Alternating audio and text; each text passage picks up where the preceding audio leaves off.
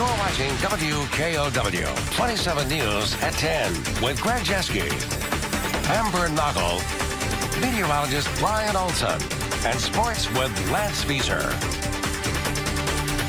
We've got you covered. Today's first responders are using Narcan now more than ever. It is the life-saving antidote that's used in heroin overdoses. But the drug's being used at unheard-of levels in Rock County. Tonight, Catherine Larson is digging deeper into whether Narcan is losing its punch or if the street drugs are just getting stronger.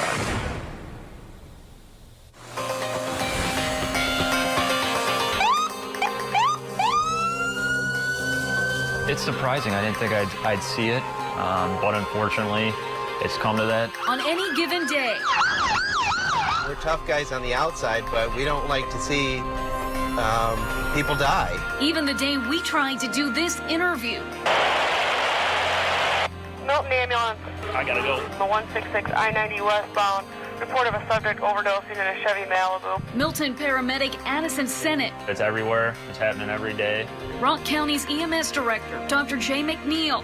It was a near miss. Dispatched to yet another overdose call. More and more Narcan use. Because Narcan, time after time, is needed to revive overdose victims. It's just a sad situation. And these lifesavers have stories to tell. When we arrived, he was pulseless and not breathing, and we ended up giving him, I think, a total of 4 doses. 4 doses, given one after the other, all on just another call. Narcan definitely climbs the ladder pretty quick. We've just seen an incredible amount of increased use of Narcan. Because doubling up on a dose doesn't always cut it. I can understand why it's kind of surprising. Surprising because there's no such thing as a Narcan tolerance. The user has actually moved on to bigger and better and stronger drugs. Dr. McNeil says high volumes of Narcan are what's needed to get the job done. They're actually getting stronger dosages. Because drug dealers are lacing newer batches of heroin